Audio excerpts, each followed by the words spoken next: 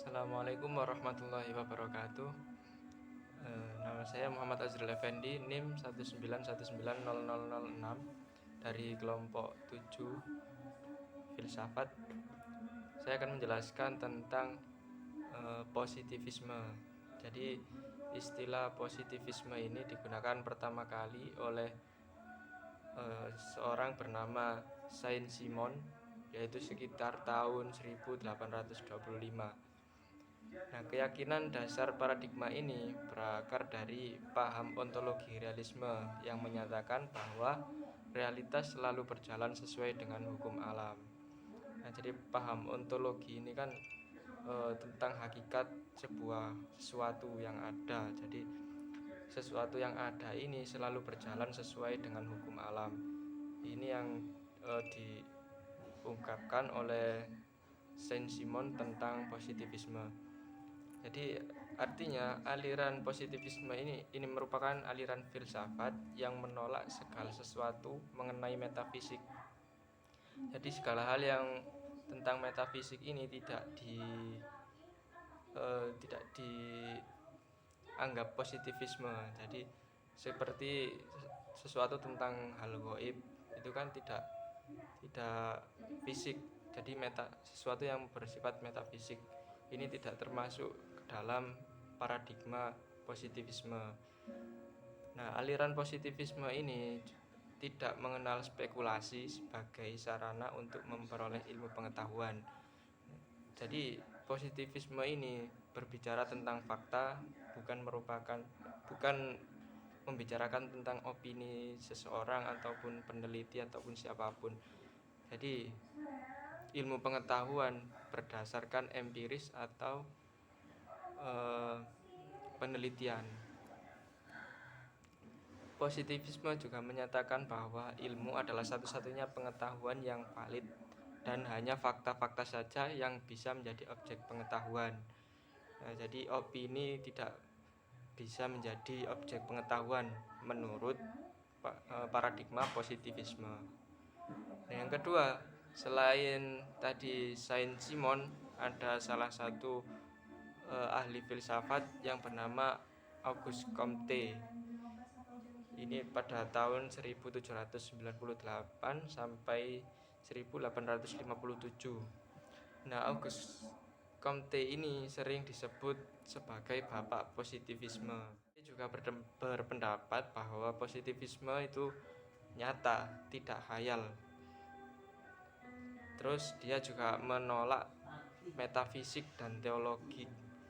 Jadi metafisik juga tidak dianggap paradigma positivisme oleh Comte ini tadi.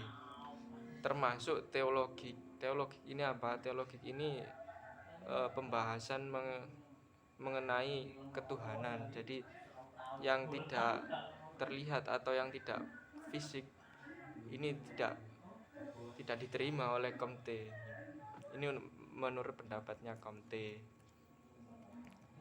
Nah, contohnya ilmu matematika. Nah, ini misalkan meskipun Comte ini adalah seorang ahli matematika, namun Comte ini memandang bahwa matematika itu bukan sebuah ilmu, tapi sebuah alat berpikir logis. Jadi matematika ini sebagai alat, dipandang sebagai alat, bukan sebagai ilmu.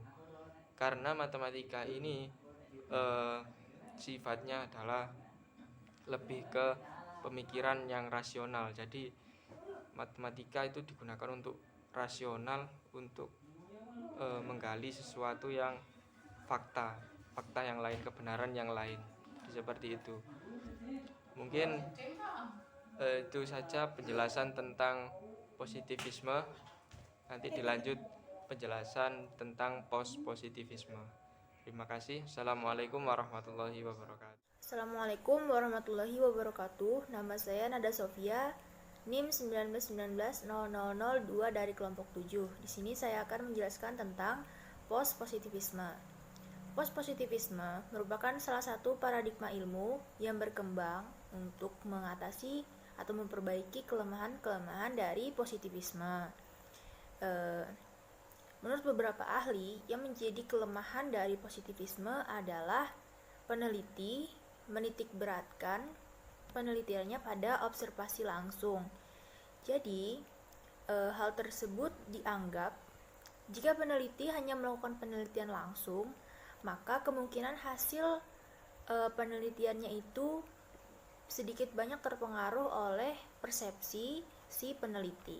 Post-positivisme, objek itu diteliti selain melalui proses observasi langsung, penelitian tersebut juga menggunakan berbagai macam metode, sumber rujukan atau teori pendukung. Nah, juga ilmu itu akan melalui proses verifikasi dari berbagai kalangan atau ahli dan juga berbagai teori. Artinya, untuk membenarkan hasil penelitian itu harus ada teori atau fakta yang menyertai hasil penelitian itu untuk mendukung kebenaran dan kevalidan hasil observasi. Beberapa penganut post-positivisme beranggapan bahwa tidak ada sesuatu yang benar-benar pasti. Pernyataan tersebut dikarenakan adanya perbedaan persepsi antar setiap manusia. Selain itu, dalam post-positivisme juga menekankan bahwa objektivitas yang dilakukan dalam sebuah penelitian tidak akan menjamin data atau hasil penelitian itu bernilai benar. Jadi maksudnya harus ada teori-teori atau pendapat-pendapat ahli yang mendukung kebenaran hasil penelitian tersebut. Sekian dari saya, selanjutnya akan dilanjutkan oleh teman saya. Terima kasih. Assalamualaikum warahmatullahi wabarakatuh. Saya Siti Mailah, NIM 191900050. Baik, di sini saya akan menyimpulkan tentang materi yang telah disampaikan oleh rekan-rekan saya pada materi positivisme dan post-positivisme. Dari materi tersebut dapat diambil kesimpulan bahwa aliran positivisme yaitu aliran pemikiran yang membatasi suatu pemikiran pada segala hal yang dapat dibuktikan dengan pengamatan atau pada analisis definisi dan relasi antara istilah-istilah. Sedangkan aliran post-positivisme merupakan perbaikan dari positivisme itu sendiri. Secara ontologis, aliran post-positivisme tersebut bersifat critical realism, yang artinya realitas itu memang ada, akan tetapi tidak akan pernah dapat dipahami sepenuhnya artinya. Nah, meskipun aliran positivisme dan post-positivisme terdapat perbedaan, akan tetapi keduanya tentu memiliki keterkaitan tersendiri. Sekian dari saya, kurang lebihnya wassalamualaikum warahmatullahi wabarakatuh.